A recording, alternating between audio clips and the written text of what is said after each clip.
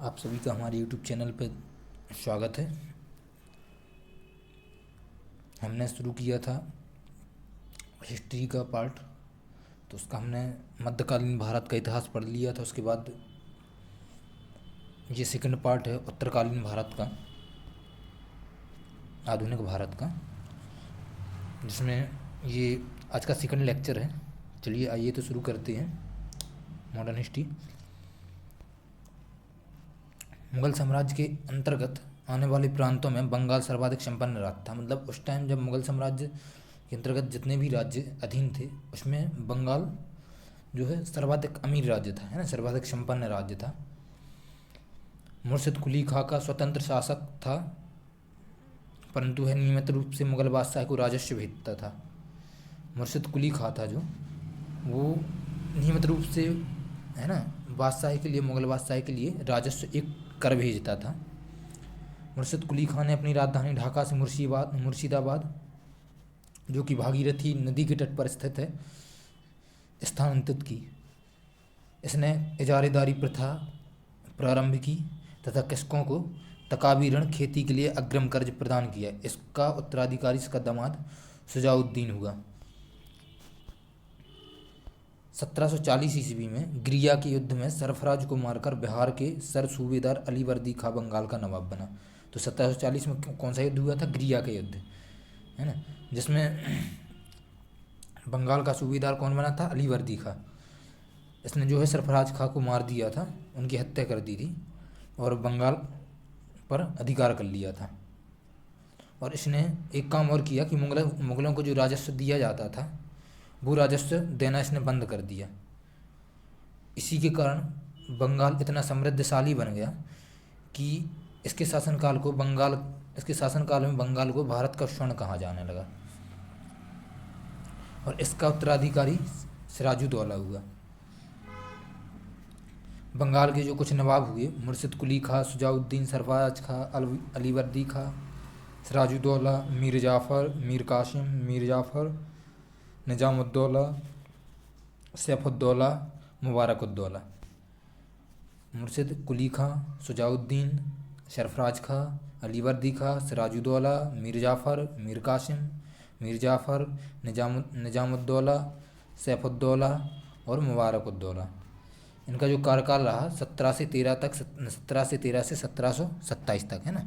1713 to 1727, 1727 to 1739, 1739 to 1740, 1740 to 1756, 1756 to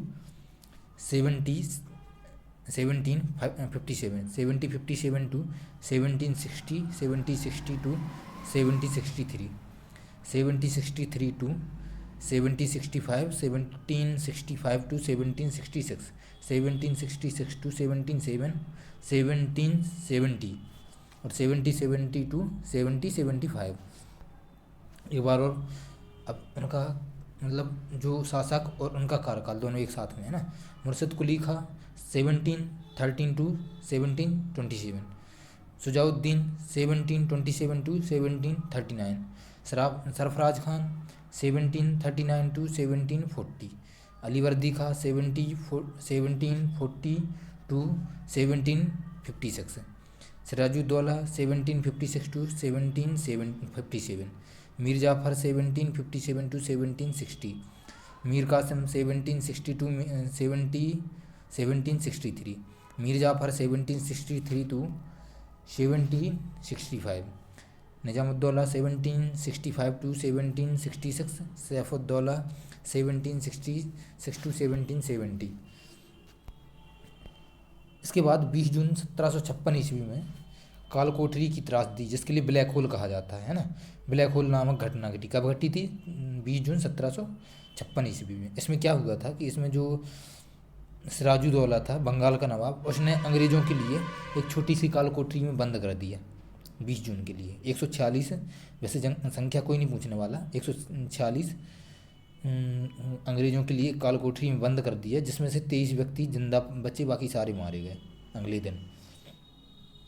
इसी के लिए, है ना, इसी 20 जून 1756 के लिए अंग्रेजों द्वारा कालकोठरी की त्रासदी ब्लैक होल ट्रेजिडी मनाया गया है ना, के रूप में मनाया जाता है। प्लासी का युद्ध 23 जून 1557 ईस्वी को अंग्रेजों के सेनापति रॉबर्ट क्लाइव एवं बंगाल के नवाब सिराजुद्दौला के बीच हुआ, जिसमें नवाब अपने सेनापति मीर जाफर की धोखाधड़ी के कारण पराजित हुआ। अंग्रेजों ने मीर जाफर को बंगाल का नवाब बनाया। प्लासी की लड़ाई में मोहनलाल एवं मीर मदान के नेतृत्व में एक छोटी सेना नवाब के वफादार रही। मीर मदान लड़ते हुए मारा गया। प्लासी भागीरथी नदी के किनारे, ये पूछा जा सकता है कि भागीरथी जो प्लासी वो है ना, प्लासी स्थान वो कौन सी नदी के किनारे स्थित है? तो कौन सी नदी के किनारे स्थित है? प्लासी कहाँ पर है? भागीरथी नदी के किनारे। क्लाइव के हाथों की कठपुतली नवाब मीर जाफर को अंग्रेजों ने 1760 ईस्वी में हटाकर उसके दामाद मीर कासिम को बंगाल का नवाब बनाया। मीर कासिम ने अपनी राजधानी को मुर्शिदाबाद से मुंगेर मुगदलपुर स्थानांतरित की। बंगाल की राजधानी का क्रम है ढाका, मुर्शिदाबाद एवं मुंगेर। तो ये क्रम पूछा जा सकता है कि बंगाल की राजधानी का सीक्वेंस क्या है? तो बंगाल की राजधानी का सीक्वेंस है ढाका, मुर्शिदाबाद एंड मुंगेर। ढाका, मुर्शिदाबाद एंड मुंगेर। बक्सर का युद्ध 1764 ईस्वी में हुआ है ना, वो किस किस के बीच? अंग्रेजों और मीर कासिम के बीच।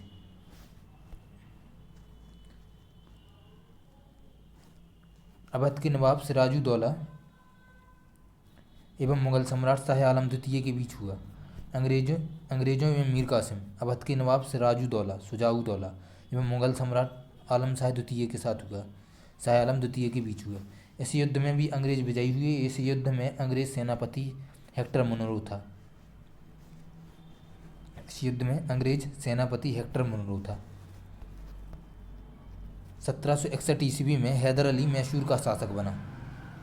कब बना? 1761 में हैदर अली मैसूर का शासक बना। हैदर अली की मृत्यु 1782 ईस्वी में द्वितीय आंग्ल मैसूर युद्ध के दौरान हुई।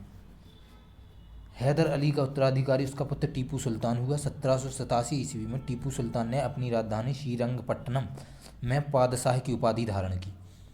टीपू ने अपनी राजधानी श्रीरंगपट्टनम में स्वतंत्रता का वृक्ष लगाया और साथ ही जैकोबिन क्लब का सदस्य बना। मैसूर के युद्ध कितने आंग्ल मैसूर युद्ध हुए? तो 4 आंग्ल मैसूर युद्ध हुए। फर्स्ट, सेकंड, थर्ड, फोर्थ है ना।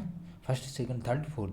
अब इनका सीक्वेंस याद रखने का क्या है कि इनको सीक्वेंस रखने का एक ही तरीका है कि एक बार तो आप सीक्वेंस याद कर लो 1 2 3 4 है ना, उसके बाद कौन कौन से उसके वो हुए है ना, गवर्नर जनरल हुए, फिर उसके बाद उसका एडिशन याद कर लो कि प्रथम आंग्ल मैसूर युद्ध, द्वितीय आंग्ल मैसूर युद्ध, तृतीय आंग्ल मैसूर युद्ध, चतुर्थ आंग्ल मैसूर युद्ध। 1767 to 69, 1767 to 69, 1780 to 84, 1780 to 84, 1790 to 92, 1790 to 92। एक बार और 1767 to 69, 1770 to 1767 to 69, 1780 to 84, 1790 to 92 और 1799। गवर्नर जनरल की बात करें तो प्रथम आंग्ल मैसूर मराठा युद्ध के समय, आंग्ल मैसूर युद्ध के समय कोई भी वो नहीं था गवर्नर जनरल। लेकिन द्वितीय आंग्ल मैसूर युद्ध हुआ जब 1780 टू 1784 है ना, 1780 टू 1784, 1784 उस टाइम सेकंड आंग्ल मैसूर युद्ध के समय वॉरेन हेस्टिंग्स के लिए गवर्नर जनरल बनाकर भेजा गया था यहाँ पे। उसके बाद थर्ड युद्ध हुआ 1790 टू 92, 1790 टू 1792 है ना, 1790 टू 1792 है ना। इस समय कॉर्नवालिस हुई और इस समय तीसरा मैसूर आंग्ल युद्ध हुआ और तीसरा युद्ध हुआ और दूसरे गवर्नर आए है ना, कॉर्नवालिस। 1799 किसके सानिध्य में आया था? लॉर्ड वेलेस्ली के सानिध्य में। 1779 1779 लॉर्ड वेलेस्ली के वेलेस्ली को बनाया गया।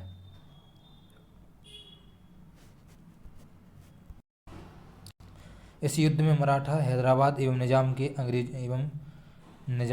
एवं अंग्रेजों की संयुक्त सेना मैसूर के खिलाफ लड़ी थी। मतलब सेना जो मैसूर के खिलाफ थी उसमें अकबर भी शामिल था, मराठा भी शामिल थे, हैदराबाद और निश्चय निजाम एवं अंग्रेजों की संयुक्त सेना मैसूर की समझ गया था मैं।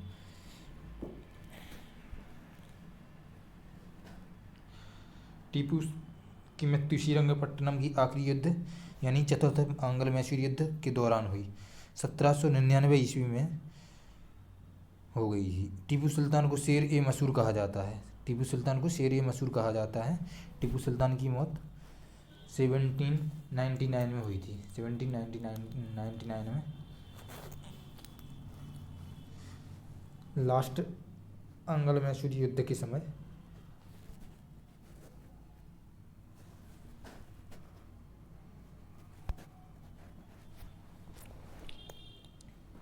टीपू की मृत्यु श्रीरंगपट्टनम की आखिरी युद्ध यानी चतुर्थ आंग्ल मैसूर युद्ध के दौरान हुई 1799 में, है ना। टीपू सुल्तान को शेर ए मैसूर कहा जाता था। शेर ए मैसूर। टीपू सुल्तान के राजसी झंडे पर शेर की तस्वीर होती थी। टीपू सुल्तान के राजसी झंडे पर शेर की तस्वीर होती थी। 1760 ईस्वी में बांडीवास का युद्ध हुआ जिसमें अंग्रेजों ने सर आयरकूट के नेतृत्व में लाली के नेतृत्व वाली फ्रांसीसी सेना को पराजित कर दिया। प्रथम आंग्ल मराठा युद्ध, प्रथम आंग्ल मैसूर युद्ध। इसमें क्या हुआ था? मध्य प्रदेश की उसकी मद्रास की राजधानी हुई। मंगलोर की तिथि है ना। मंगलोर की तिथि की संधि 1786 मंगलोर की संधि 1784 में हुआ था। 1784 में हुआ था। 1784 चार छक्का वाइसराय है।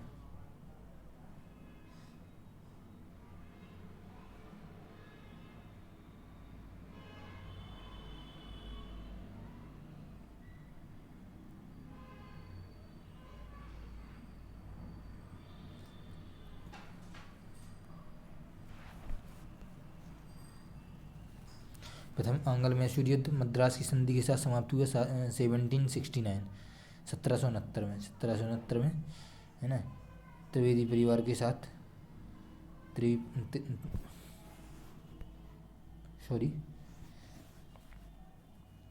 द्वितीय आंग्ल मैसूर युद्ध में मंगलोर की संधि हुई थी 1782-84, है ना। 1782-84 के बीच में। तृतीय आंग्ल मैसूर युद्ध श्रीनारायणपट्टनम के नेशनल उसमें है अरेस्ट में।